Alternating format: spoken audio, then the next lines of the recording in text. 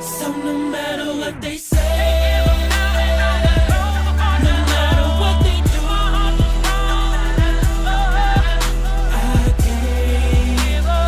can't, I won't. So no matter what they say.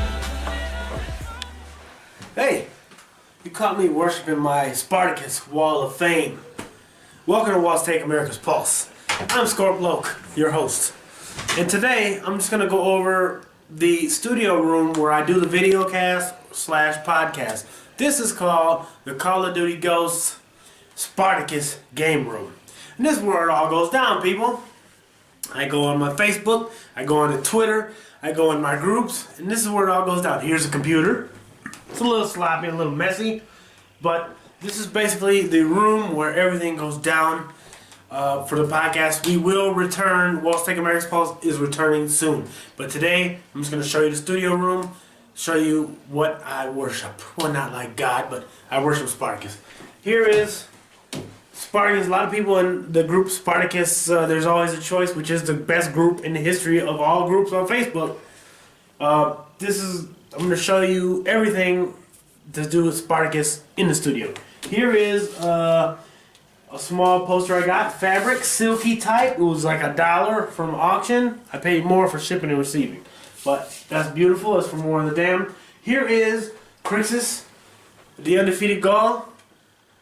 Beautiful, man. No homo, but that's one of the best gladiators of all time and a champion of Capua.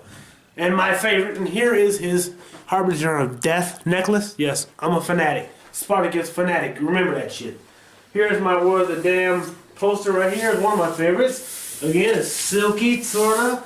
Here's Ian, the Spartacus, Crixus, Navia, Agron, Gannicus. And here's Andy Whitfield, rest in peace. Spartacus from Blood is Sand promo. These are all silk. I got them from eBay. These are like $10 each.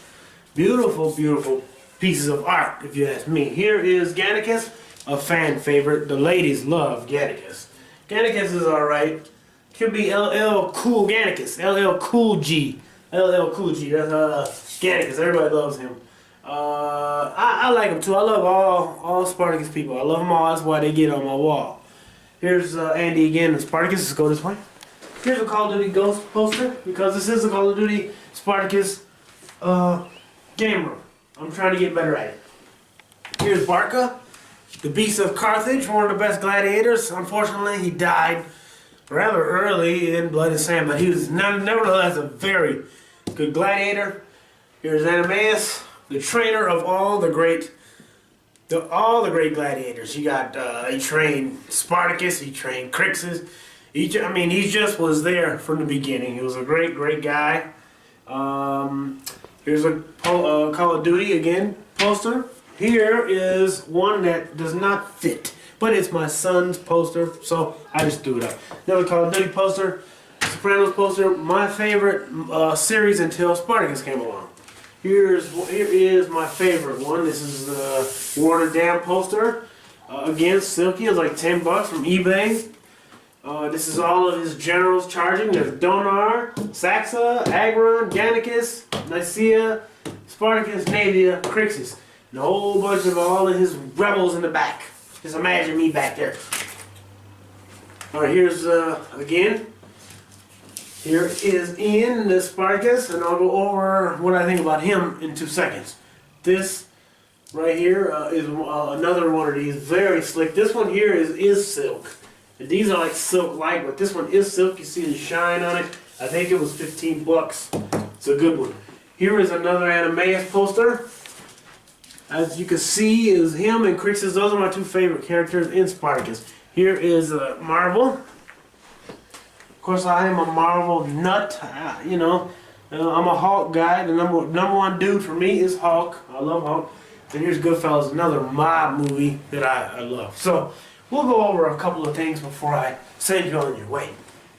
I want a little quick story about Barca and about Spartacus. Spartacus has opened my eyes to many things. I was not a flaming bigot or something like that, but I did have a negative view towards homosexuals, and Spartacus has shown me that that is not the way. Hey, if Crixus can, you know what I mean, his right hand man was Barca in Blood and Sand, and he was a homosexual. And you know, he used to mess with him about, hey, that's your boy, you know, hey, Crixus knew he was pretty secure in his sexuality. So if that is one of Crixus's men, then homosexuals got to be okay with me. Again, it's Adameus, like I said, the most favorite, him and Crixus were my two favorites. Now, I want to tell you a quick thing before I send you on your way about this guy. When Andy died, Andy who played the first Spartacus, I think the whole world of Spartacus, all the fans were devastated. I know for a fact they were devastated, and it was hard for us to move on to another guy. And when we first seen him, we were like, oh my God, who is this guy? But let me tell you something. When they took down the arena in Capua in Vengeance, he started to show a glimpse of a great, great Spartacus. But in the Wrath of the Gods, which was the last episode of Vengeance, he totally took over. And he snapped. I mean, he made a face. He made a face of Spartacus only Andy could make. When they took over the temple and he slashed that guy, he was like, "Ugh!" He made a face that was a vicious face. And ever since Wrath of Gods, the dude took the role and ran with it. And I don't even know if Andy could have did that. Because that last episode, he was an absolute beast. He was a monster. He was a monster. And, you know, of course, we'll talk about Crixus in more detail in time. But right now, I just wanted to show you the room. Go over quickly again. This is the room where the podcast goes down. And you will see more of us. Waltz Take America's Pulse with me, Scorp Loke, as a host. You will see more of us soon. We will be back to covering politics, sports, entertainment. That'd be movies, music, the arts, theater, everything. We covered it all. So you will see us again. Again, this is Waltz Take America's Pulse with your host, Scorp Loke.